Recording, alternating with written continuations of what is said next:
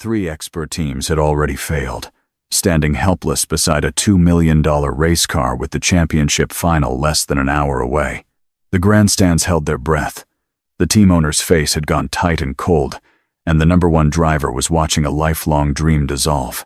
Nobody noticed Logan Miller, a single father in a faded jacket, holding his daughter's hand behind the technical barrier. But when Logan heard the strange sound rolling out of the engine bay, something shifted behind his eyes. He knew the problem wasn't in the software. He picked up his old toolbox and walked in. Stay with this story to the very end, because the secret buried inside that car was about to change the fate of an entire team. The sun over the Texas International Speedway that afternoon was the kind that pressed down on everything, flattening shadows, bleaching the white paint of the pit lane until it glowed like bone. It was the final Saturday of the season, and every credential, every sponsor banner, every polished helmet represented years of sacrifice compressed into a single afternoon. Bennett Racing had come into the weekend as the strongest contender for the championship. Their driver, Mason Carter, sitting second in the standings, with enough points to take the title if he simply finished on the podium. It should have been a formality. It was anything but. During the final warm-up lap, Mason had brought the car back into the garage with a look on his face that the crew chief described later as the look of a man who had just felt the ground disappear beneath him. The engine had stuttered at peak revs, once, then twice, then settled into an uneasy idle that didn't sound right to anyone who had spent time around race engines and felt wrong to Mason in a way he couldn't yet put into words. Within 20 minutes, 3 separate specialist teams had been pulled from other assignments and summoned to the Bennett Racing garage. The electronics crew arrived first, rolling in a diagnostic cart the size of a small refrigerator, trailing cables and laptops. They plugged into the car's central control unit and began pulling data streams, scanning fault codes, cross-referencing sensor logs against the manufacturer's baseline. They found a flag in the fuel management controller and spent 40 minutes adjusting parameters, running the engine in bursts, watching numbers on screens. The engine misfired again. They shook their heads and stepped back. The powertrain specialists came next, a team flown in from the manufacturer's regional support hub, equipped with proprietary diagnostic tools that cost more than most people's houses. They pulled the injectors, tested rail pressure, examined the ignition timing maps. They replaced 2 sensors that fell outside tolerance and declared the system restored. Mason climbed back in, brought the revs up, and the engine died at exactly the same point as before. The powertrain team lead removed his headset slowly and said nothing for a long moment. The data analytics unit came third, a group that operated entirely from screens and algorithms, building a real-time fault tree based on the car's onboard telemetry. They produced a 17-point probability matrix within 8 minutes, highlighting the fuel controller as the most likely culprit, with a confidence interval of 83%. The electronics crew had already tried that. The car still wouldn't run. Charlotte Bennett had been standing at the back of the garage watching all of this with the particular stillness of a person who has disciplined herself never to show panic in front of her staff. She was 51 years old, had built this team from a regional circuit operation into a genuine championship contender over 12 years, and had never once asked for help she hadn't already thought through twice. But the sponsor calls had started. First a text, then a phone call she let go to voicemail, then a second call she had to answer, during which the words contractual performance threshold were used in a tone that left no ambiguity. If the car did not take the start, the primary sponsorship agreement contained a clause that allowed immediate renegotiation of the following season's terms. In plain language, that meant they would lose the funding that kept 37 people employed. Charlotte ended the call, put the phone in her jacket pocket, and looked at the car as though she were trying to see through it. Mason was sitting on a folding chair near the rear wing, his helmet on the floor beside him, one glove already removed. He was not a man given to visible emotion during race weekends. He had a reputation for cold calculation behind the wheel and a short, explosive temper everywhere else. Right now he was doing neither. He was simply staring at the concrete floor, which was perhaps the most alarming sign of all. His race engineer approached with a tablet, showing the latest data summary. Mason looked at it for 2 seconds, and then looked away. He had felt something in the car during that warm-up lap, a vibration that didn't match any frequency he recognized from 4 years of driving this chassis, and no amount of data was explaining it to him. Logan Miller had bought 2 tickets to this race in late March. Setting aside money across 11 weeks from the Gara, he ran out of a rented bay on the western edge of San Antonio. He hadn't attended a race in years. He had stopped attending races for reasons he didn't discuss with anyone, and the decision to come today had everything to do with Ella, who had started asking questions about the trophies in a box under his workbench that he had told her were old and unimportant. She was 9 years old and already too sharp to accept that answer. So Logan had bought the tickets, packed sandwiches in a cooler, and driven 3 hours up the interstate with Ella asleep against his jacket for the first 90 minutes. They had found their seats in the general admissions section, high enough to see the full back straight, and Ella had spent the first hour asking the names of every car that passed on the warm-up laps. Logan had answered all of them. He had also been watching something else entirely. He had been watching the Bennett racing car, not because he knew anything about their situation, but because the sound it made on its second warm-up pass didn't belong to a healthy engine. It was a sound most people would have filtered out as background noise against the general roar of 40 cars on track. To Logan, it was as clear and specific as a wrong note in a familiar song. He didn't say anything. He just watched. When the car went silent inside the garage, and the 3 specialist teams began their parade in and out, Logan found himself drifting toward the perimeter fence without quite deciding to. Ella noticed before he did. She had learned to read her father's attention, the way sailors read weather. She took his hand and walked with him, and they stood together at the barrier, while 3 separate expert groups worked and failed and worked again. The final declaration came from the analytics team leader, a precise man in a branded polo shirt who spoke with the careful flatness of someone delivering a verdict they were confident in. Given the time remaining before mandatory grid placement and the unresolved nature of the fault, they could not certify the car as race-ready. It was, in practical terms, a withdrawal. Charlotte heard the words and closed her eyes for exactly 2 seconds.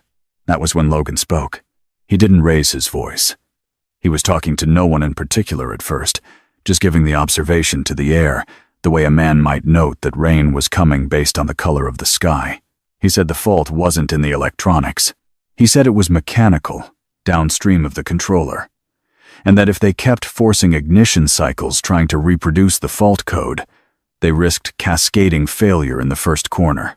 The security official nearest to him turned with an expression that said clearly, "This man had no credential visible on his person and ought to stop talking." Ella looked up at her father with the expression she always wore when she already knew how the situation was going to develop, the quiet certainty of a child who has watched someone underestimate her father many times before. David Brooks was Bennett Racing's head of technical operations, a 44-year-old engineer with a master's degree in automotive systems from a respected program and a career defined by methodical precision. He had overseen the diagnostic process from the beginning, coordinating the 3 specialist teams, and he had not found the source of the fault either, which was a fact he was still processing when he heard Logan's voice from outside the barrier. His first response was the one most technically credentialed people produce when an unverified source offers a diagnosis they haven't reached themselves. He looked at Logan the way a surgeon might look at someone who suggested trying a different bandage. Logan kept talking. He said the misfire pattern had a specific cadence, uneven firing intervals that tracked against throttle demand rather than running in random sequence. He said he could smell unburned hydrocarbon in a distribution that didn't match injector failure. He said the vibration at the drive shaft was traveling in the wrong direction for a software fault, coming forward from the mechanical system rather than propagating outward from the controller. David went very still. None of those 3 observations appeared in any of the diagnostic outputs from the equipment around him. Charlotte walked over. She didn't introduce herself to Logan. She just looked at him for a moment and said, "Where did you learn to read a car like that?" Logan told her he had worked on race engines for a long time ago. Charlotte said she had 3 expert teams who couldn't tell her what was wrong, and the car needed to be on the grid in 37 minutes. Logan said he wasn't promising he could fix it. He was promising he could find it. Charlotte looked at him for another 3 seconds, then told the security official to let him through. David Brooks crossed his arms and didn't move. He said they had protocols. He said allowing an unverified technician to access a championship car without credentials was a liability he wasn't prepared to carry. Logan didn't argue. He said, "Your protocols found the symptom. I think I know where the illness is." Mason had stood up from his folding chair during this exchange and walked close enough to hear. He said nothing, but he didn't walk away either. Charlotte said, "You have 37 minutes." Logan turned and walked back through the crowd to where he had parked the truck. Ella ran to keep up with his stride, her ponytail swinging. She asked if he was nervous. Logan pulled open the truck's tailgate and reached for the toolbox, a scratched and dented steel case that had belonged to his father before it blew. He told Ella that machines didn't lie. They only failed to be understood. He told her the problem with getting nervous was that it made you listen to your own heartbeat instead of the thing in front of you. Ella considered this for a moment and then said, "Okay, but don't take too long because the sandwiches are getting warm." Logan smiled, which was the full extent of any levity he would allow himself for the next 37 minutes, and walked back toward the garage with the toolbox under his arm. The walk back through the paddock felt like a particular kind of pressure Logan recognized from another life. People looked at the toolbox, then at his clothes, then at his face, and completed the calculation. A mechanic in a paddock like this was supposed to arrive in a team transporter wearing branded gear and carrying equipment that communicated its own cost before it was ever used.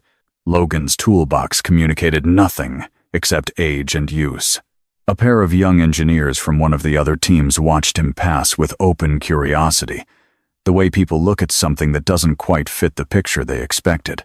David Brooks was waiting at the entrance to the garage, with the posture of a man who had not yet changed his mind about any of this, but had accepted a temporary situation. Logan set the toolbox down beside the car, opened it, and for just a moment the contrast was precise enough to feel deliberate.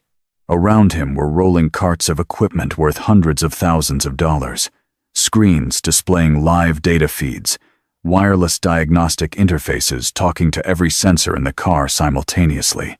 Inside his toolbox were hand tools, a small inspection light, a stethoscope modified for mechanical use that he had adapted himself years ago, and a set of precision gauges he had bought at an auction when a race team had dissolved its equipment inventory. He had never thrown any of it away. He had carried it from one address to another across 12 years of living quietly, without knowing exactly why, only knowing that getting rid of it would be a form of finality he wasn't ready for. He knelt beside the car and pressed both hands flat against the bodywork near the engine bay. He closed his eyes for about 4 seconds. Then he opened them and began to work. The memories that surfaced when Logan's hands moved over a race engine had a physical quality, like pressure in a specific place. He had been 26 when he first worked on a championship-level car, hired as a junior engineer by a team that has since been absorbed into a larger organization that no longer carries its original name. He had come out of a vocational program rather than a university, which marked him from the beginning as someone who had come in through the wrong door. But he had something that none of the university-trained engineers around him possessed in the same measure, which was a mechanical intuition built across a childhood of taking everything apart and putting it back together, a sense of system so ingrained it felt less like knowledge and more like hearing. His team principal had described it once as the ability to understand what a machine was trying to say. Logan had been promoted twice in 3 years, which created the kind of friction that promotions always create, and then the accident had happened. It was a brake failure on a qualifying lap, a failure that sent a driver into a barrier at over 140 miles per hour. The driver survived, badly enough injured to end his career. The investigation produced a report that named a maintenance oversight as the contributing factor. The name attached to that oversight was Logan's, because Logan had been the last certified technician to sign the brake system's pre-session inspection form. What the report did not say, because the people who wrote it chose not to include it, was that Logan had flagged a concern about the brake cooling specification 3 days earlier in writing, and had been told by a senior engineer to sign the form and stop generating paperwork. The senior engineer had a family connection to the team's ownership. Logan had a vocational certificate and no one in management who would go on record for him. He signed the form. The concern was not addressed, and when the accident happened, the sequence of events was presented in the version that was most convenient for the people who held the most authority. Logan had not been fired. He had simply been made into the kind of person no team in the paddock would hire, which was a more efficient outcome. He had left the sport, found a woman named Sandra, who thought his quietness was depth rather than damage, married her, bought the garage, had Ella, and then lost Sandra to a diagnosis that arrived too late and moved too fast, and had been raising Ella alone for 4 years when he found himself kneeling beside a Bennett racing car at the Texas Speedway with 36 minutes remaining. He did not think about all of this in sequence while he worked. It came in fragments, the way old photographs surface when you open a box you haven't opened in years, and he acknowledged each fragment briefly and set it aside because the car required his full attention and had earned it. David Brooks was watching from 5 feet away. He had positioned himself in the manner of someone who wanted to be ready to intervene, but his expression had shifted subtly in the 6 minutes since Logan had started working. Logan's hands moved with a specificity that was hard to dismiss. He was not trying things at random. He was following something, a thread of reasoning that expressed itself physically, moving from one point to the next, with the quiet confidence of a person who already knew roughly where he was going and was simply confirming the route. David had seen a lot of mechanics work, good ones and poor ones and everyone between, and there was a quality to Logan's movements that he recognized despite himself. Logan put the mechanical stethoscope against the fuel rail and listened for 90 seconds without moving. Then he moved it to the secondary line junction and listened again. Then he asked, without looking up, for someone to cycle the fuel pump without starting the engine. A technician from the Bennett crew looked at David. David nodded. The pump cycled. Logan listened, removed the stethoscope, and sat back on his heels. He said he needed the diagnostic screens off for the next few minutes. He said the data was telling them what hurt, and he needed to find what was causing the pain. David said turning off active diagnostics mid-diagnosis was not standard procedure and introduced variables they couldn't account for. Logan looked at him and said, "The standard procedure already failed 3 times. I'm not asking you to believe me. I'm asking you to give me a clean environment to listen." Charlotte, who had been standing 10 feet away watching all of this, said, "Turn them off." David said nothing for a moment, then nodded to the crew. In the reduced noise of the garage without the cooling fans of the diagnostic carts running, Logan moved to the secondary fuel line bracket, a component so far from the primary system indicators that none of the 3 specialist teams had physically examined it. He shone the inspection light at an angle across the bracket's surface, the same technique he had learned from an older mechanic many years ago, the low-angle light revealing surface irregularities that direct illumination would flatten. He found it within 40 seconds. A hairline score mark on the pressure retention clip, running against the grain of the material, 2 millimeters long, and precisely located at the point of maximum stress concentration under high load acceleration. It was not a fatigue mark. It was not a manufacturing defect. It was a cut, made by something sharp and narrow, made intentionally, and made recently. Logan straightened up and called Charlotte over quietly. He showed her the mark under the light without announcing it to the garage. Charlotte looked at it, and the look on her face was not one of relief. It was the look of someone who has just understood that the problem is larger than they thought. He explained in a low voice what the mark was doing, causing the pressure clip to flex microscopically under high fuel demand, creating an oscillation in the rail pressure that triggered false fault codes in the controller exactly when the engine was at peak load. The fault appeared electrical because the controller registered it electrically, but the controller was a witness, not a cause. The cause was sitting in a part of the car that no diagnostic software had a direct sensor on, because no one had believed such a basic mechanical component would be the point of failure on a car this sophisticated. He wasn't done.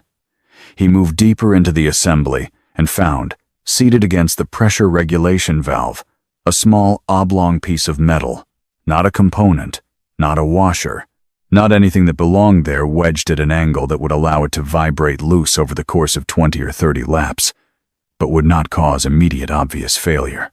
It was sized and positioned to produce exactly the kind of intermittent, difficult-to-reproduce fault that would exhaust a diagnostic process looking for a systematic cause. Logan removed it with a pair of long-nosed pliers, held it up under the light, and set it down on the workbench without a word. The crew members who were close enough to see it went quiet. David Brooks looked at the piece of metal for a long time, then looked at Logan, then looked at Charlotte. Charlotte picked up the metal piece and put it in her jacket pocket. She said to David quietly that she wanted the access logs for the garage pulled from the previous 6 hours. She said she wanted the security camera coverage of the technical zone for the same window. She said she wanted it done without making noise about it. David nodded and moved away. Mason Carter had been watching from the entrance to the garage.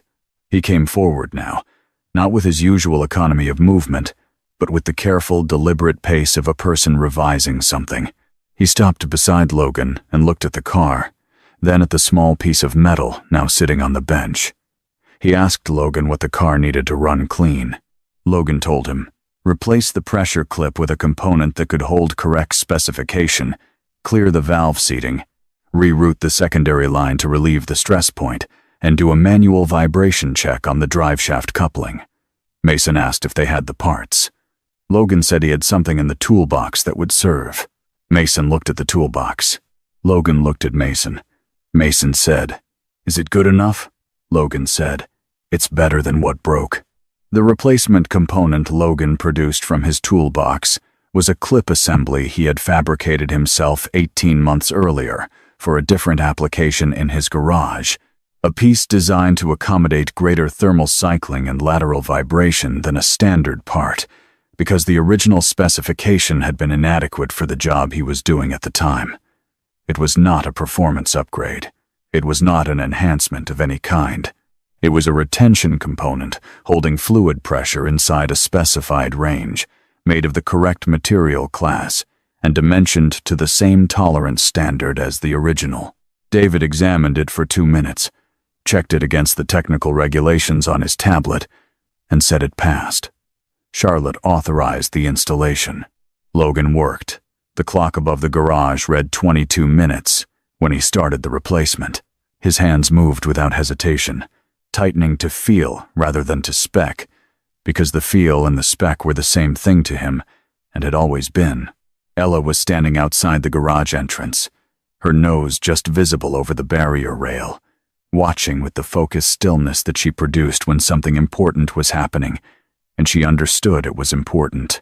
People nearby had begun to talk quietly. Word moves in a paddock, the way it always moves in small, closed communities, person to person, incomplete but directional. And the word moving now was that the man with the old toolbox had found what the machines couldn't. Mason came back one more time, 7 minutes before the car had to be in grid position. He crouched beside Logan, who was doing the final coupling check, and asked in a voice that had nothing performative in it anymore, "Will it hold?" Logan tightened the last fastener, sat back, and looked at the car the way a person looks at something they know intimately and have done everything they can for. He said, "The car is as ready as I can make it. If you drive it clean, it'll take you home." Mason looked at him for a moment, then stood and picked up his helmet.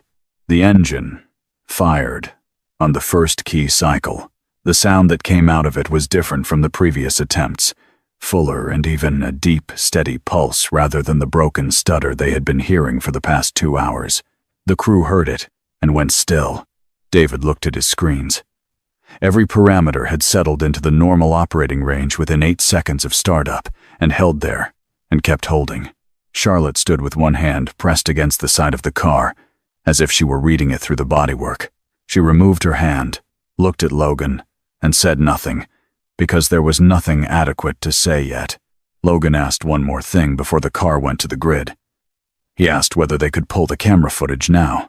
The car rolled out of the garage to a volume of noise that carried all the way to the general admission section, where people who hadn't known what was happening inside the technical zone had been watching the clock and drawing their own conclusions. Ella heard the roar from where she was standing and looked for her father. He was still inside, talking to David near a laptop screen. The camera footage from the technical zone covered a period of 6.5 hours, and it took David's assistant 11 minutes to find what they were looking for. During a scheduled power maintenance window 40 minutes before the final warm-up session, a temporary access badge had been used to enter the restricted area adjacent to the Bennett Racing garage. The badge belonged to a catering contractor whose name the team didn't recognize. The individual spent 4 minutes and 20 seconds inside the zone, in a position consistent with access to the car. The badge registration traced back to a vendor account connected to a corporate entity whose beneficial ownership, when David ran it through a registration database on his phone, included a name that Charlotte recognized immediately: Sebastian Reed. Sebastian Reed ran a rival team that had been 2 championship points behind Bennett Racing at the start of the weekend. His team's car was on the front row of the grid. His team had the most to gain if Mason Carter did not start. Charlotte walked out of the garage. She found Sebastian Reed standing near his team's pit wall, with the particular ease of a man who believes he is watching a problem he has already solved. She stopped in front of him and told him quietly that she had footage, a badge registration, and a piece of metal in her pocket that a forensic analysis would almost certainly tie back to a specific tool. She told him she was going to race her car first. She told him that after the race they were going to have a conversation with the series stewards. Sebastian Reed's ease did not dissolve immediately. It faded, which was worse.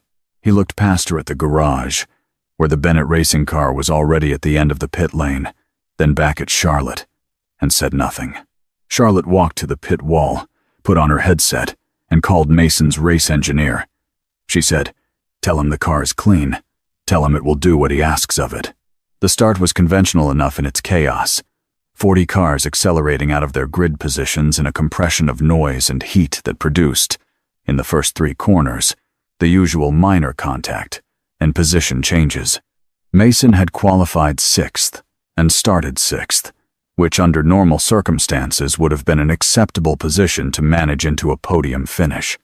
These were not normal circumstances. Mason had spent 2 hours watching his race day dissolve and then reconstitute itself around a man he had never met, and the psychological effect of that was not nothing. He was tight through the first sector, losing half a second to the driver ahead on every straight, holding back when the car was asking him to commit. His race engineer said his braking markers were 2 car lengths earlier than usual. Mason knew it.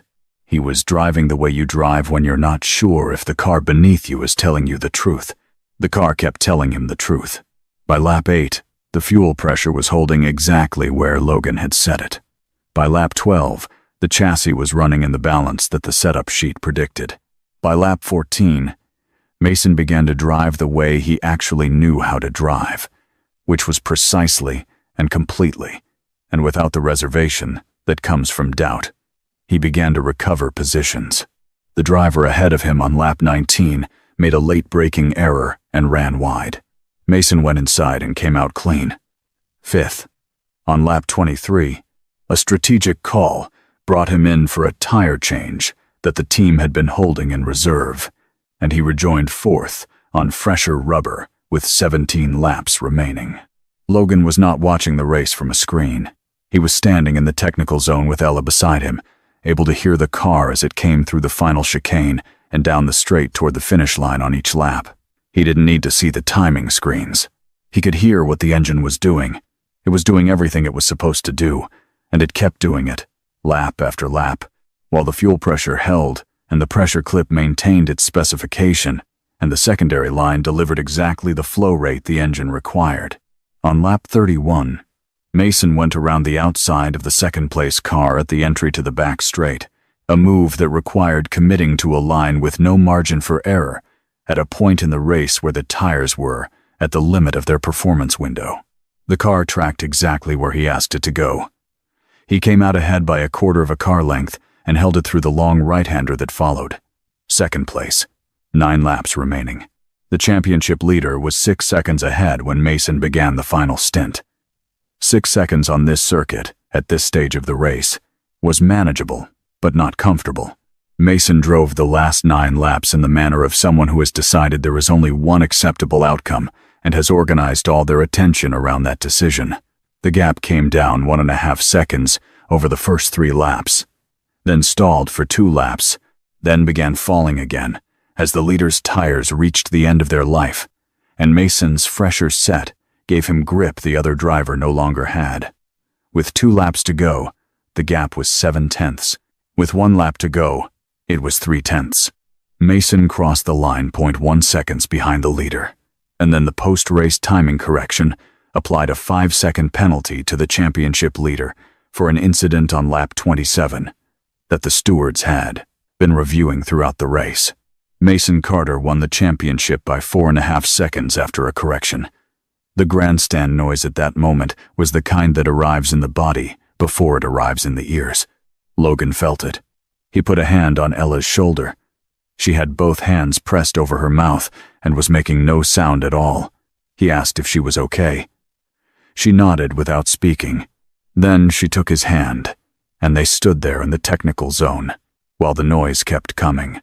The celebration that follows a championship win in this paddock is a particular kind of organized chaos, the kind that has room for everyone who belongs and not much room for anyone who doesn't.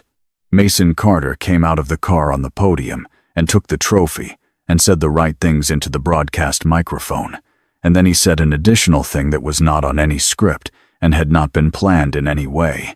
He said there was a man standing in the technical zone who had done something that 3 specialist teams and all the equipment money could buy had been unable to do, and that man was the reason he was holding a trophy instead of watching the race from the garage on television, and his name was Logan Miller, and Mason thought the people in the grandstand should know it. The broadcast picked it up. The paddock picked it up. Charlotte Bennett, watching from the pit wall, closed her eyes briefly with an expression that might have been relief or gratitude or both. David Brooks, standing near the timing screen with a printout of the final lap data, looked at the data for a long moment, folded it carefully, and put it in his pocket. He walked to where Logan was standing, extended his hand, and said clearly, in front of the people around them, that he had been wrong about what kind of engineer Logan was, and that he was sorry for it. Logan shook his hand. He didn't make it easy, but he didn't make it hard. A journalist from one of the technical publications who covered the series had been working the paddock throughout the incident and had a recorder running during most of it. She had a long memory for names, and she had heard Logan's before, not recently but years ago, in the context of a story that had never quite resolved itself into a clean ending. She pulled it up in her notes while the celebration continued around her. Logan Miller, junior engineer. The brake incident. The report. The disappearance from the paddock. She had written about that case as a junior reporter and had always been unsatisfied with the way the official account read, the cleanness of it, the convenience of the conclusion. She walked over to Logan, who was now standing with Ella a short distance from the main crowd, and she introduced herself.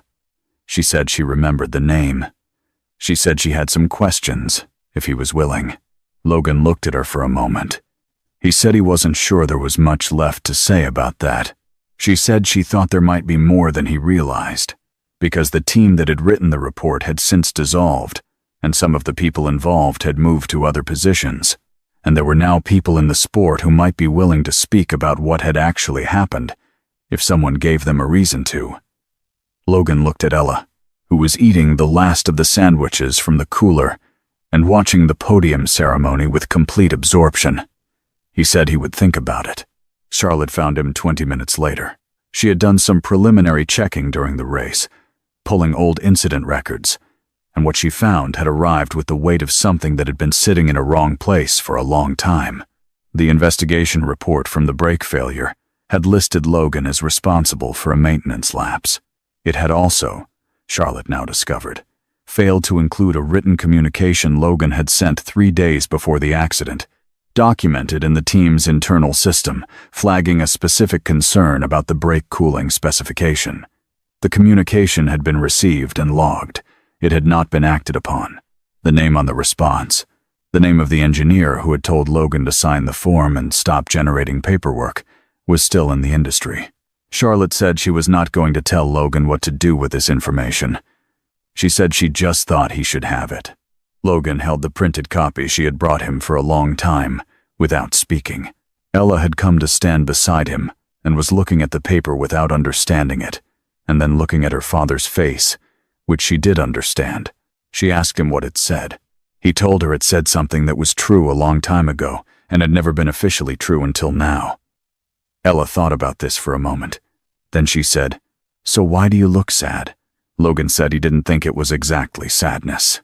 He thought it might be the feeling of something being put back in the right place after so many years in the wrong one. Ella said that sounded like it should feel better than it looked. Logan said she was probably right. She asked him then why he had let people think the wrong thing about him for so long, why he had never gone back and corrected it, why he had chosen the quiet garage and the small life when he clearly knew things that could have put him back in the paddock years ago. It was the kind of question that children ask with the assumption that there is a simple answer, and the disorienting thing about it was that Ella asked it as if she genuinely expected a simple answer to exist, which meant she believed it did. Logan thought about it. He said he had been tired, and then he had been sad, and then he had been responsible for her, and somewhere in the middle of all of that, the idea of going back and fighting had started to feel less like justice and more like noise. He said he thought at some point he had confused staying quiet with being humble. Ella told him those were not the same thing. Logan told her he knew that now. She told him she had known it for a while, in the way she said it, which was the tone she used when she wanted him to understand she had been waiting patiently for him to catch up. Charlotte brought a formal offer the following week. She drove to the garage in San Antonio herself, without a PR team or a legal representative, and sat at the work table where Logan did his invoicing and drank the coffee he made, which was better than the coffee at any race venue she had visited all season. She said she was not going to offer him a job that would take him away from his life, because she had watched him look at Ella often enough in the paddock to understand what his life was organized around. She said she wanted him as a consulting technical advisor, working 2 weekends per month at race events, with full authority to review the car's mechanical systems outside of the standard diagnostic process. She said she wanted him to teach her engineers to listen the way he listened. She said the title and the contract and the compensation were all on paper in the folder she had brought, but that none of that was really the point. The point was that she had spent 12 years building something with the right people in the wrong roles, and some of the wrong people in the right ones, and she was interested in correcting the balance. Mason came too, which Charlotte had not mentioned in advance. He came in his own car, arriving 30 minutes after Charlotte, and he brought David Brooks, which Charlotte had also not arranged. The three of them sat at the work table, and the conversation had a quality of accumulated honesty that comes when people have been through something together that stripped away whatever they were performing before it. David said he had spent a week thinking about what he had watched Logan do in the garage, and had concluded that the reason the 3 specialist teams had failed was not a failure of expertise, but a failure of epistemology. They had each known what kind of problem a car like this was supposed to have, and had therefore looked for that kind of problem, and the actual problem had not been that kind of problem. Logan had not known what kind of problem a car like this was supposed to have, because he had come in from outside the framework, and so he had listened without expecting to hear something specific, and he had heard exactly what was there. David said he thought every technical team in the sport could benefit from understanding that, and he would be grateful if Logan were willing to be part of the conversation. Logan listened to all of this. Ella was sitting at the other end of the work table with a book, pretending to read it, which Logan recognized because she had perfected the angle of the page that allowed her to see the adults over the top of it without being obvious. She was watching his face. He looked at her, and she lowered the book slightly, and her expression said, without ambiguity, that she had already made her decision and was simply waiting for him to make his. He told Charlotte yes, with 2 conditions. The first was that his schedule at the garage remained his own, because there were people in San Antonio who depended on him for work he had promised to do, and he was not going to disappear on them. Charlotte said that was not a condition. It was a given. The second condition was that if he was going to be part of how the team understood its own cars, then his name on anything, any report, any assessment, any document relating to a technical decision was going to be accurate and complete, and not edited by anyone without his knowledge. Charlotte looked at him steadily and said she understood why he was asking, and that the answer was yes, without qualification. Logan nodded. Ella put the book flat on the table and didn't pretend anymore. In the weeks that followed, Logan finished the jobs he had promised in the garage, replaced a clutch on a neighbor's pickup, rebuilt a carburetor for the retired teacher 3 streets over who had been bringing the same lawnmower to him every spring for 6 years, and invoiced everything at the rate he had always charged, which was enough to cover what things cost and not much more.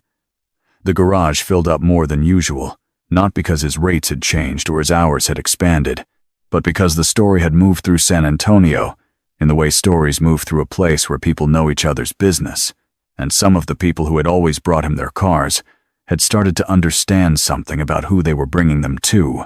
He didn't change anything about how he worked. He just kept working. The first race weekend he attended in his new capacity with Bennett Racing was in late autumn, a circuit he had never visited. He walked into the garage on the Friday morning with his old toolbox under his arm, which Charlotte had suggested he replace with something more current, and which he had politely declined to do. The crew chief met him at the door and introduced him by name to the full engineering staff, and the introduction was detailed enough that it included the championship weekend and what Logan had done there, and by the end of it the room was quiet, in the way rooms go quiet when something has landed properly.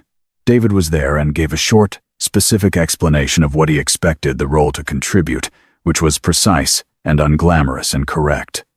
Logan set the toolbox down and listened. Then he opened it, took out the stethoscope, and asked who wanted to start with the fuel system.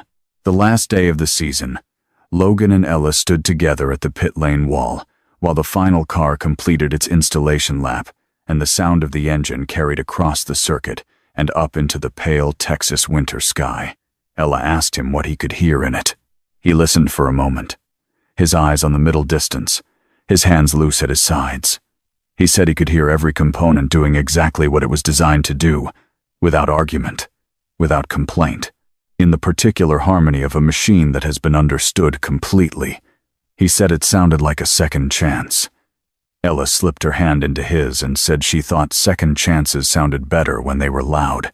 She was right, and from somewhere in the long years between the first time he had walked away from this world and the afternoon he had walked back into it with a borrowed toolbox in 37 minutes, Logan Miller had finally learned to agree with his daughter about things she was right about, which was most things, and to say so out loud, which was new, and which turned out to be one of the better mechanical adjustments he had ever made.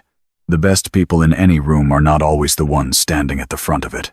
They are not always wearing the right credentials or carrying the right equipment or speaking with the confidence that comes from never having been wrong in public. Sometimes the most qualified person in a crisis is the one who has failed completely and rebuilt from the ground up, who is lost enough to know what actually matters, and who has spent years listening to things that other people have stopped hearing. The world is full of problems that the approved process cannot solve, not because the process is bad, but because the problem was never the kind the process was designed for. When that happens, the question worth asking is not who has the best equipment or the most recent certification. The question is, who is still willing to listen?